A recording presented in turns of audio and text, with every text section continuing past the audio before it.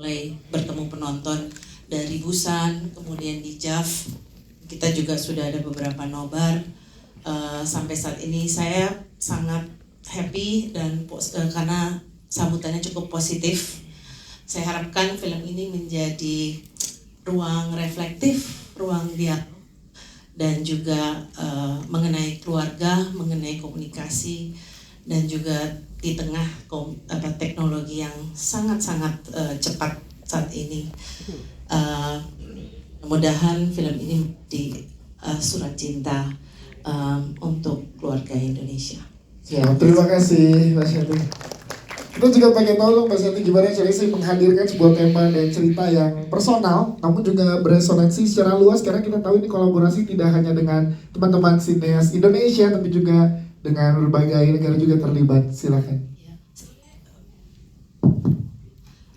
Film ini sebetulnya sangat kolaboratif. Sebetulnya kalau kita lihat dari saya mulai dari Indonesia dulu ya. Pengembangan skrip dimulai dari Wahana Kreator bersama-sama dengan Base yang tadi dibilang begini dari tahun 2020. Karena kita tahu kita mau menelusuri sebuah ide yang cukup menarik tapi kompleks, jadi kita perlu sekali memikirkan ini dengan baik. Kemudian dari segi produksi ini juga bukan hanya Base ada di sini, ini juga kolaborasi saya dengan Dian yang saya sudah kenal lama sekali. Kami berdua sudah lama sekali ingin memproduksi film. Sebetulnya kita ini bukan yang pertama ya, tapi ini secara resmi karena sekarang Dian punya PH, Beacon Film. Jadi ini adalah film pertama kolaborasi kita berdua dari Base dan Beacon. Jadi ini sudah ada kolaborasi di Indonesia. Nah kemudian karena ada beberapa hal yang kita butuhkan juga dalam produksi film ini, sehingga kita juga berkolaborasi dengan Singapura, dengan Refinery Media. Ada banyak part shooting yang kita harus menggunakan teknologi virtual production, dan di sini kita mendapatkan kolaborasi yang baik dengan Singapura. Dan satu lagi adalah sutradara kita berasal dari Malaysia, jadi ini full Southeast Asian co-production lengkap, kira-kira seperti itu. Nah, terima kasih Mas Shanti, jadi paket lengkap ya. Paket lengkap, ini paket lengkap. Sampai Ibu. Mas Aura, menariknya perkembangan industri perfilman Indonesia kan lagi seru-serunya Mas Aura. Dan gimana Base Entertainment selalu menghadirkan cerita yang bisa diterima oleh penonton secara luas, tapi juga selalu memberikan kebaruan dan sesuatu yang berbeda. Silakan Mas Aura. Iya, terima kasih. Selamat sore semuanya. Thank you banget udah nyempetin diri dan hopefully kalian juga enjoy nontonnya. Ya, di film ini kami berusaha membawa dua unsur elemen yang sangat dekat dengan kehidupan kita. Yang pertama keluarga, yang kedua teknologi, atau in this case tentang AI. Kita tahu lah ya, kalau kita ngomong teknologi itu udah kayak member of our family gitu. Setiap hari kita mungkin spend time lebih banyak sama handphone kita daripada sama anak kita mungkin, atau sama orang tua kita. Jadi sebetulnya teknologi itu tuh udah jadi bagian dari keluarga sehari-hari kita. Nah, di film ini waktu kita dapat cerita dan konsepnya dan kita mendevelop further, we feel this is so fitting for Base point of view, karena di Base itu kita berusaha memberikan sesuatu yang lebih baru, sesuatu yang tetap familiar, tetap enak, tetap bisa dinikmati, tapi selalu harus ada unsur kebaruannya. Karena kalau kita terus memproduksi film atau meng-offer film yang begitu-begitu aja, ya itu menjadi sebuah tanggung jawab lah buat kami sebagai filmmaker di Base untuk bisa memberikan sesuatu yang lebih baru, penuh inovasi, dan ada unsur yang belum pernah dilihat di layar lebar Indonesia. Kira-kira gitu sih. Mas Aura, terima kasih Mas Aura untuk jawabannya. Kita ke Median Sastrawardeo sebagai produser juga dan juga pemeran di sini. Ini kan perjalanan panjang bersama dengan teman-teman Bikin Films dan juga Base Entertainment. Ini gimana antusiasme dan perasaannya Mbak Dian setelah journey panjang ini, dan kenapa menurut Mbak Dian dirasa tepat Esok Tanpa Ibu di awal 2026 ini di masyarakat? Silakan. Saya rasa akan senang sekali dan baik sekali kalau kita memulai tahun 2026 dengan sesuatu yang sangat baik dan positif, yang tentunya dimulai dengan niat yang juga sangat baik. Esok Tanpa Ibu ini adalah awal dari kiprah kami sebagai Beacon Film, perusahaan film yang akhirnya saya dirikan bersama sepupu saya dan sahabat sepupu saya yang ada di sana, 2 di ujung sana. Dan kita senang banget akhirnya kita dapat kesempatan yang sama sekali sangat kita apresiasi sekali untuk bisa jadi bagian dari film sebesar ini dengan kolaborasi internasional sebanyak ini. Kalau antusiasme aku sebagai pemain sekaligus produser yang ikut mengawal terwujudnya film ini, aku cuma berharap ya bahwa ibu-ibu Indonesia di luar sana tuh merasa terwakili dengan peran aku di sini sebagai ibu Laras. Bahwa kita menjadi ibu seorang anak remaja itu rasanya bener-bener kayak kita lagi pendekatan sama orang yang gak terlalu suka sama kita. Jadi memang harus sabar, harus tabah, tapi harus selalu gigih berusaha.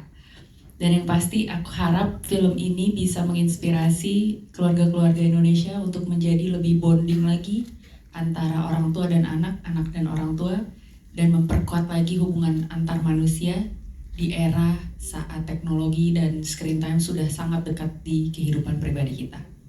Wow, luar biasa, tepuk tangan buat Mbak Dian Sastrowardoyo. Nanti kita kembali ke Mbak Dian sebagai lebih melekat ke ibu dan juga ibunya ya, tapi kita ke jajaran produser lainnya. Namun kita mau ke sutradara kita, our directors di sini ada Howidik. Tepuk tangan dulu for Howidik. Howidik, what specific emotion or sentiments are you aiming to elicit from the audience through these films? Hello. Yes. Okay. As a filmmaker, all I need is when you leave the theater, you feel something. Bring something at home. Tiny little moment that touch you, anything that will make you think about it. Like very often you have film that you would just forget the moment you leave the theater with the credits, but I hope this film can make you think about everything you saw in the film. As a father, mother, as a son, daughter, as a brother, sister, so that you can think about what you can learn from the film to apply to the real life. This is what I was looking for. Yes, and what was your experience working together with Indonesian actors, especially with Dian Sastrowardoyo, Ali Fikri, and Ringo Agus Rahman? It's basically, I've made films before, but with this chance, I kind of feel like I'm a first-time filmmaker again, because everything is new. Everything is like every day, and except Shanti, the rest of the crew and cast, they're all first time I'm working with them. So I must be really crazy to really come in just to take this project. But because Shanti, we know each other very long, so I trust her. She trusts me. So I guess I'm happy now that we have filmed that together. Yeah. Yes, give applause for Howidik. Thank you, Howidik. Dan juga kita teman-teman Beacon Films, ada Mas Rio dan juga Mas Rizky ya. Ini kita pengen tahu juga gimana rasanya perjalanan panjang akhirnya akan sampai. Dan ini pesannya sangat luar biasa antara hubungan antar manusia tadi yang diberikan juga. Silakan yang mau disampaikan Mas Rio dan Mas Rizky. Mungkin aku duluan nih ya. Jadi yang kita lihat di sini di dalam perjalanan mengerjakan film pertama kami dengan bendera Beacon Film ini, memang intinya yang kita dapat ada resilience, kegigihan, gimana menciptakan sebuah film yang dengan kecanggihan tapi penuh dengan rasa kemanusiaan dan perlu manusia yang hidup di dalamnya. Karena teman-teman semua tadi juga udah nonton, mirip juga apa yang kita pelajari dalam prosesnya dengan apa yang ada di filmnya gitu, refleksinya bahwa memang ada sesuatu yang kelihatannya teknologi, tapi sebenarnya yang utama rasa lagi, kembali lagi ke sini. Kira-kira gitu. Mungkin silakan. Mau menyambung dari Rio aja dengan konteks resilience ya. Yang bikin kita sampaikan di film ini adalah intinya tuh kebutuhan manusia untuk memiliki connection itu akan selalu menemukan jawabannya. Walaupun di tengah serbuan teknologi yang luar biasa, tapi at the end pasti manusia tuh bisa menemukan namanya human connection. Ya sih, itu dia. Tepuk tangan dong dari teman-teman Beacon Films, thank you. Kita ke jajaran penulis kita, ada Mbak Gina dan juga Diva yang sudah berproses dari 2020 ya. Selamat sore. Selamat sore. Panjang perjalanan dari Esok Tanpa Ibu, tapi kita pengen tahu gimana sih Mbak Gina dan juga Diva meramu kisah yang sangat personal ini sehingga kena ke penonton dan terdeliver dengan sangat hangat gitu sampainya pesan yang ditinggalkannya. Silakan. Oke, selamat sore semuanya teman-teman. Jadi awal-awal seperti yang tadi udah disampaikan, kita meramu ceritanya tuh di Wahana Kreator. Itu tahun 2020. Waktu itu aku masih lebih muda lah dari ini gitu. Dan maksudnya semuanya ya. Maksudnya mungkin lebih young adult lagi gitu. Kalau sekarang kan udah consideringnya adult. Nah, tahun 2020 itu kan kita semua sama-sama relate ya. Kita tuh kayak seolah tuh harus ada di rumah, mau nggak mau waktu bersama keluarga yang tadi bisa dihindarin dengan keluar atau gadget jadi harus dihadepin nih. Nah terus aku sama Mbak Gina tuh kayak sering curhat gitu, Mbak Gina kenapa sih mamahku, papaku tuh bawel banget gitu. Nah mungkin karena aku juga masih young adult gitu dan Mbak Gina adalah seorang ibu, Mbak Gina tuh encourage aku gitu di ruang development. Gimana kalau ternyata tuh adalah bahasa cinta dari orang tua ke kamu, cuma emang nggak tahu cara nyampeinnya gimana. Dan akhirnya dari situ timbullah pertanyaan, selama ini kan kita selalu mikirnya pilih menghabiskan waktu dengan gadget atau menghabiskan waktu bersama keluarga. Kenapa sih kita nggak bisa dua-duanya gitu? Jangan-jangan dengan gadget dan dengan keluarga akan timbul bahasa cinta yang baru, cara berkomunikasi yang baru, sehingga di dalam rumah tuh kita bisa saling rangkul sih gitu. Wow, dari Kak Gina gimana, silakan. Mungkin dari kita sebenarnya idenya tuh dibikin sama Arfa Shidik, sama Diva atau sama tim development lah gitu. Jadi ketika aku baca gitu, oke, menarik, terus kemudian kasih ke base ke Mbak Shanti dan tanya pada saat itu langsung intrik lah dengan ceritanya. Kemudian karena pada saat itu aku belum pernah benar-benar berhadapan dengan duka, jadi obrolannya akhirnya kalau ke Diva adalah bagaimana perasaan menjadi seorang anak yang waktu SMA ditinggalin sama ayahnya gitu, ayahnya meninggal. Tapi kalau buat aku pribadi pada saat itu ngelihat anak yang biasanya pulang sekolah, kita pergi berpisah, dia sekolah, saya kerja, terus sekarang kayak 24 jam bersama dan selalu ada keinginan untuk terkoneksi. Dia pakai virtual reality, makanya karakternya Rama di situ pakai VR gitu, notes to my son gitu, dia menginspirasi. Tapi satu sisi yang ngerasa jadi ibu tuh kok ternyata berbeda banget nih perkembangan, dan anak yang dulu kita biasa sayang sekarang akhirnya dia tumbuh punya opininya sendiri dan gak selama cocok sama kita. Nah, dari dalam perjalanannya itu, baik sebagai orang tua, kemudian sebagai anak yang orang tuanya makin menua, sebenarnya jadi sadar bahwa ada banyak sekali jenis duka. Ada duka yang secara fisik dan hubungannya batin ketika orang-orang yang kita sayangi itu semakin lama menua dan kemudian akan meninggalkan kita, bahwa kematian adalah kepastian. Tapi ada juga duka yang bentuknya adalah ternyata anak kita, orang yang kita dari dulu gendong, apalagi kalau buat ibu ya, yang dari hamil 9 bulan kita lahirin, bisa kalau normal kontraksi berjam-jam, kemudian by the time tiba-tiba dia masuk kelas 3, 4 itu tuh udah punya maunya sendiri gitu. Dipeluk, dicium aja suka males, diajak foto bareng aja suka males, ya benar kata Dian. Ini kayak, kamu tahu dulu cowok-cowok loh yang ngejar aku, kenapa aku jadi ngejar-ngejar kamu gitu. Tapi kayak, walaupun bercandanya kayak gitu, tapi sebenarnya ada duka bahwa ternyata menjadi orang tua itu adalah memaksimalkan kemandirian anak justru untuk melepas mereka. Nah kemudian dengan proses pendewasaan gitu, menjadi orang tua adalah proses pendewasaan dan juga proses untuk menyiapkan masa depan yang lebih baik buat anak-anak biar nanti mereka mandiri di depannya sana. Dan ngobrol sama Diva tentang anak yang ibaratnya belum ini ya Div ya, belum bener-bener full ditemenin sama orang tuanya, muncullah kedalaman dalam cerita ini gitu. Dan kemudian dengan ngelihat dunia yang selama, pokoknya sebelum 2019 tuh Indonesia tuh dan dunia tuh kayak lagi berharap-harapnya. Terus tiba-tiba COVID dan kemudian kita kayak kehilangan pegangan, tapi justru yang membuat manusia terus bergerak kan adalah harapan. Bagaimana menemukan harapan di tengah duka itu. Jangan-jangan duka adalah pembuka pintu harapan yang jauh lebih cemerlang. Itu sih idenya. Wah, tepuk tangan dong untuk para penulis kita. Terus sebenarnya ini adalah menyampaikan bahasa cinta karena sudut pandang anak dan orang tua ya. Luar biasa. Kita ke jajaran cast, ada penampilan sangat luar biasa dari Ali Fikri. Tepuk tangan buat Ali Fikri. Wow. Rama, jadi mau dipanggil Rama apa Cimot nih? Cimot. Oke, sepakat kita. Li, ini gimana berproses untuk karakter Cimot atau Rama sendiri? Dimana memang generasi kamu in real life juga kan mengalami keresahan yang sama nih dengan apa yang dialami oleh Cimot. Silakan. Betul. Ya aku bersyukur banget. Halo teman-teman semuanya. Terima kasih udah menonton, udah meluangkan waktunya. This is the big day. I'm very nervous. Sangat deg-degan banget. Tapi ya benar.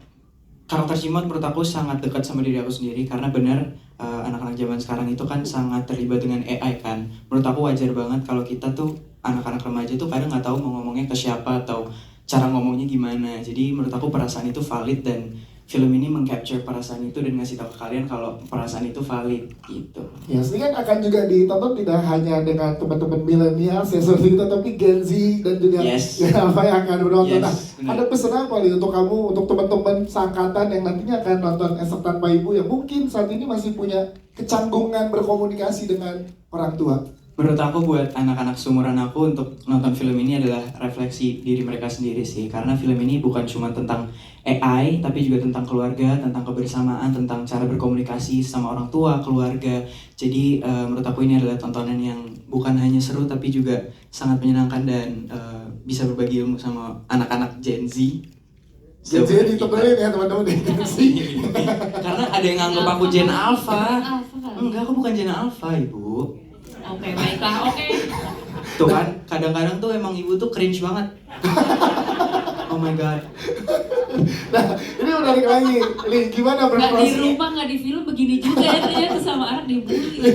Gimana berproses bersama dengan Mbak Dian Sastrowardoyo dan juga Bapak Ringo Agus Rahman? Aku sangat bersyukur banget.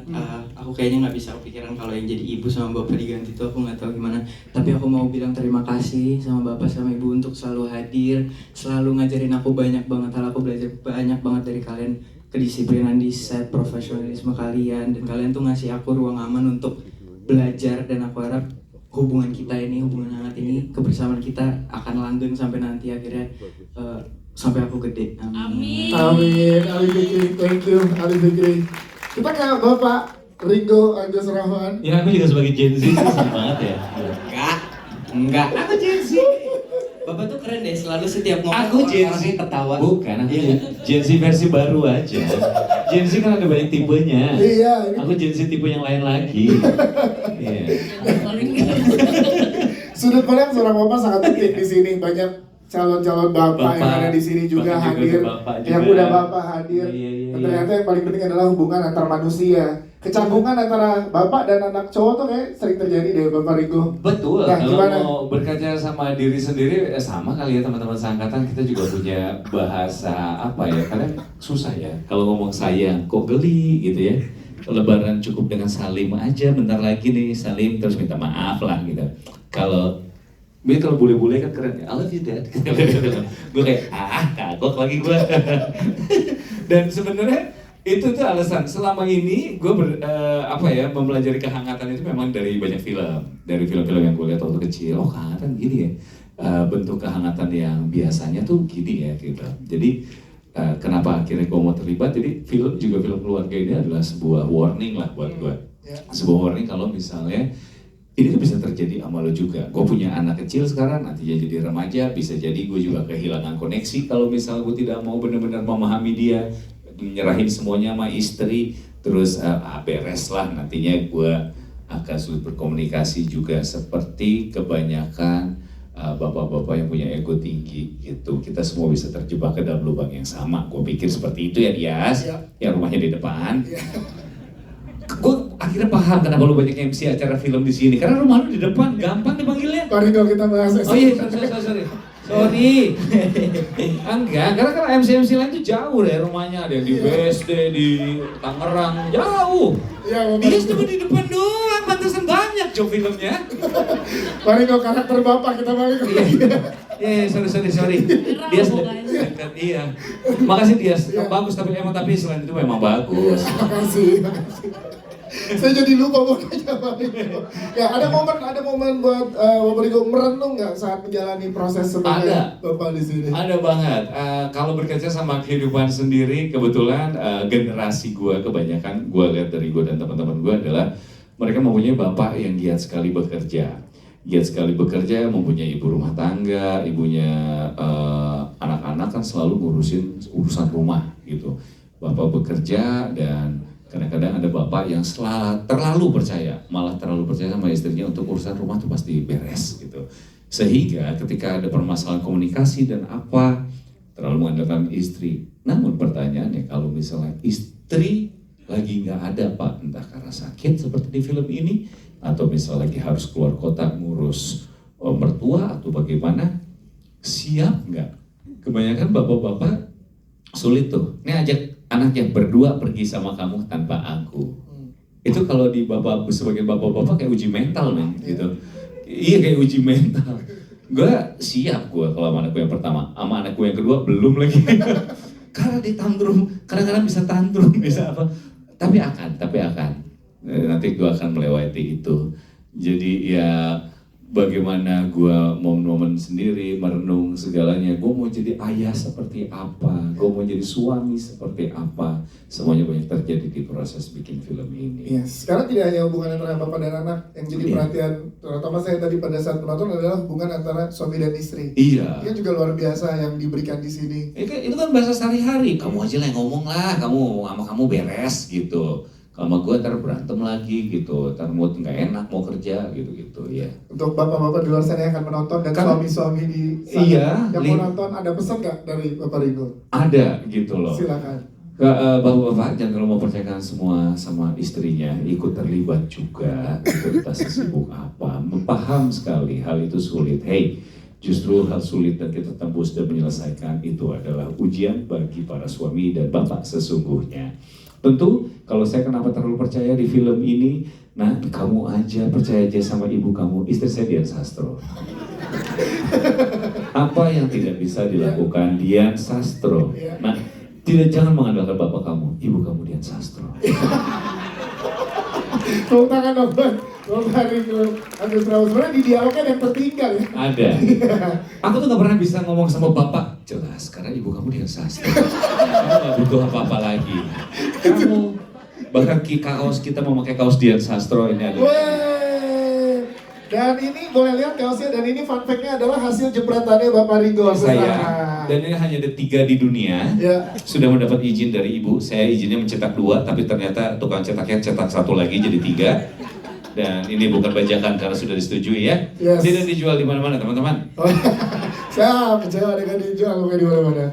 Bapak Rigo terima kasih. Terima kasih dia yang rumahnya dekat. Oke. Ya, jadi tahu nggak kenapa kalau premier nggak pernah terlambat jadinya. Oke. Kita MC siapa ya? Ketok dia sih. Ngapain lo? MC siap. Oke, kita ke selanjutnya dulu kali ya Bapak Rigo. Oke. Mbak Dian Sastro sebagai ibu. Nah, ini sudut pandang ibu kan juga sangat keren di sini. Nggak hanya sebagai ibu, tapi juga sebagai istri dari suami yang ternyata punya pola komunikasi yang nggak biasa ke anaknya. Gimana sih Mbak Dian mengemas ini yang ternyata in sosial juga terjadinya jadi gambaran penting gitu, Mbak Dian? Silakan. Ya jadi sebenarnya mau nyambung juga apa yang dibilang sama Rigo. Kita tuh sebagai istri kadang-kadang sering banget diandalkan sama suami untuk ngurusin kestabilan rumah tangga ya. Maksudnya dari segi kebersihan, kecukupan nutrisi setiap anggota rumah tangga, anggota keluarga, sampai kesehatan emosional dari masing-masing anggota keluarga. Tapi kita semua nih ya jadinya gitu loh. Sebenarnya sih kita sih ya oke-oke aja sih. Cuma ya itu bener banget kalau misalnya ibu lagi perlu absen gitu ya, lagi sakit, lagi berhalangan, atau lagi tumbang karena fisiknya lagi keok, ataupun misalnya ibu tuh lagi perlu keluar kota, lagi nggak ada di tempat, itu tuh rumah gimana tuh? Di rumah tuh Pincang banget. Itu suami kalau ditinggalin sama anak, berapa jam aja jalan-jalan. Udah nanyain, udah lewat 3 jam kayak udah di mana nih bunda, udah belum selesai belum kerjaannya bunda. Jadi udah mulai cerewet karena mereka juga udah mulai mati gaya, ternyata fungsi ibu, fungsi istri adalah juga menjadi MC di keluarga mungkin ya. Jadi menjaga rundown dan kegiatan dan juga entertainment keluarga mungkin itu juga. Yang pasti pesan-pesan aku buat ibu-ibu yang ada di luar sana kali ya. Semangat. Aku tahu kita semua itu sangat penting buat keluarga kita masing-masing. Mari kita menjaga kesehatan mental maupun fisik masing-masing karena kita memang diandelin banget sama keluarga. Dan semoga dengan nonton film ini kita jadi bisa menginspirasi suami masing-masing untuk mau mengambil peran lebih banyak dalam bonding sama anaknya. Jangan cuma jadi tanggung jawab kita aja, tapi juga gimana caranya si anak juga bisa lebih dekat lagi sama bapaknya. Wow. Beberapa hari lalu hujan-hujan tuh banyak ibu-ibu yang sakit kan karena kondisi terus gelap gitu dunia tuh gitu. Kalau bapak yang sakit cerah-cerah aja Jakarta ya. Tercerah, burung berkicau pagi-pagi, indah-indah aja, anak-anak kita tetap sekolah, baik-baik aja. Tapi kalau ibu yang sakit, mendung, apa. Anak ikut ke sekolah gitu ya. Benar-benar. Anak nggak sekolah, kalau bapak sekolah, kayaknya masa depan mereka baik-baik aja kalau bapak yang sakit. Tapi menariknya Mbak Dian kan sering bekerja sama juga dengan banyak sutradara. Kali ini bersama dengan Howiding. Boleh ceritakan gimana serunya experience with our directors, Howiding? Iya, seneng banget dan akhirnya kita di sini excited banget karena kita dapat kesempatan untuk kolaborasi sama Howiding, sutradara yang tidak dari tanah air sendiri. Tapi the best, the best, keren banget. Dan walaupun kita berbeda bahasa, tapi proses syuting juga lancar sekali. Dan yang keren adalah ternyata kolaborasinya nggak cuma yang internasional ya, tidak hanya bersama sutradara Howiding, tapi juga sama DOP atau kameramen. Siapa nama kameramen? Gue lupa sih. Tag. Ya Allah, tuh nama juga satu silabus. Tag itu juga dari Singapura.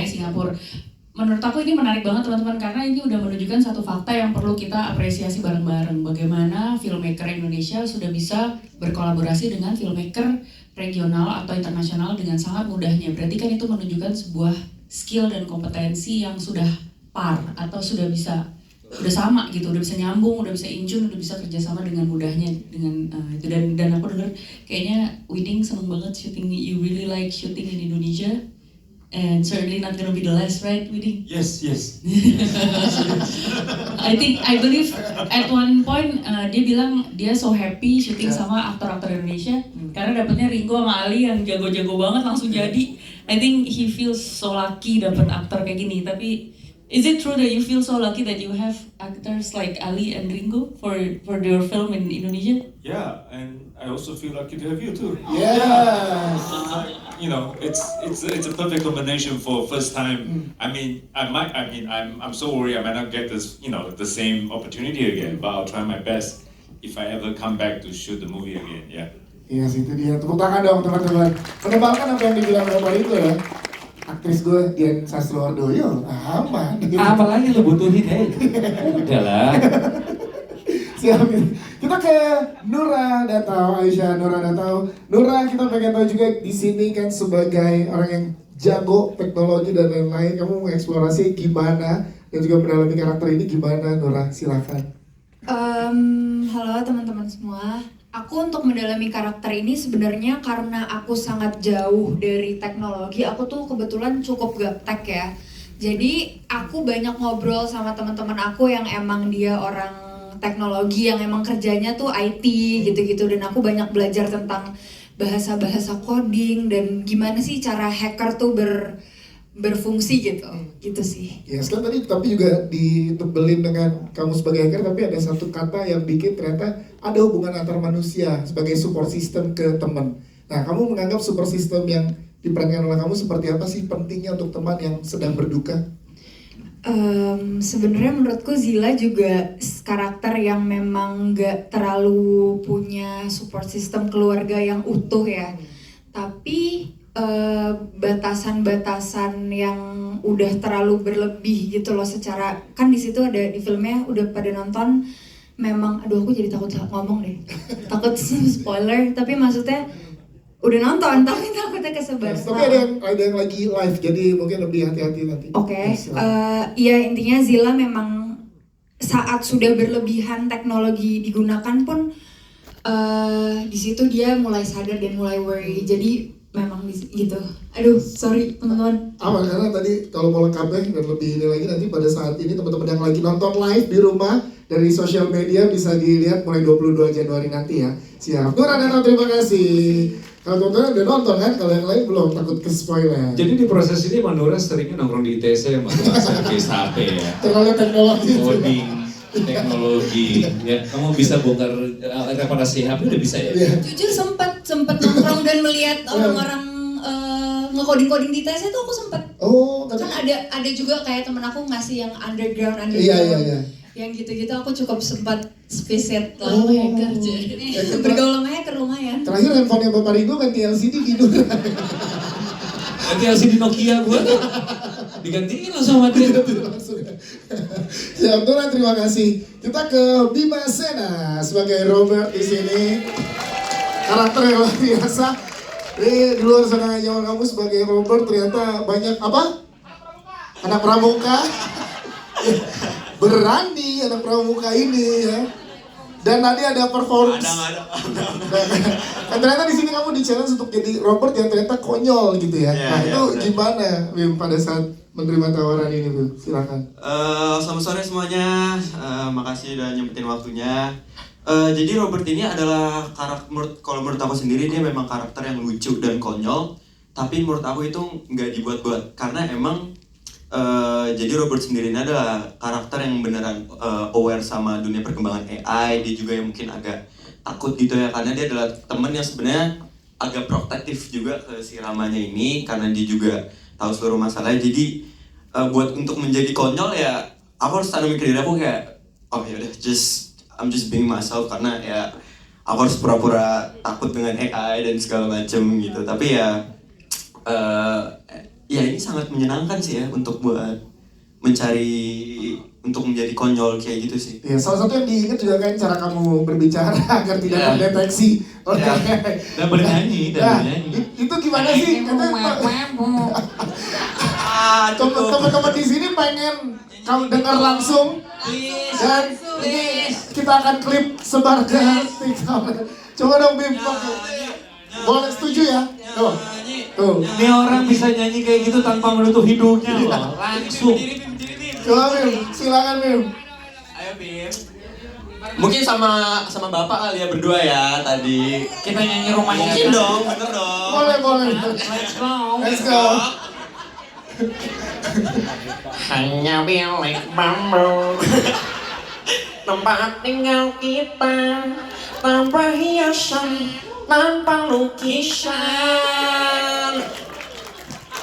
Lanjutkan bapak. Lupa Bim. Waktu itu niat ada skenario. Kenapa kamu jadi komedi? Tapi ide itu gimana Bim? Pada saat lo tahu ada ide itu, diskusinya seperti apa dengan suara yang tadi? Ya sebenarnya. Jawabnya tetap pakai suara tadi. Silakan. Enggak, sebenarnya kemarin tuh sempet nonton kan. Terus aku tuh sebenarnya hampir lupa dengan adegan itu. Terus pas aku lihat, aduh ini aku ngapain? Malu sendiri aku ngeliatnya kan. Terus kayak, oh iya ternyata ingat. Oh iya, jadi ya memang ya anak Robert ini karakternya konyol banget. Jadi dia kayak, oh ya udah mungkin dengan membuat suara minion kayak gini mungkin bisa menyamarkan entah biar AI-nya nggak mendengar dan merekam gitu. Karena Robert ini kan memang ya dia aware banget gitu sama oh my god AI gitu. Iya, tepuk tangan dong buat Bima Sena. Teman-teman tadi udah direkam pada saat Bima Sena nyanyi. Ya oke, kita tunggu. Klip-klipnya kita tunggu ya di sosial media ya. Sekarang kita berikan kesempatan buat teman-teman bertanya, boleh angkat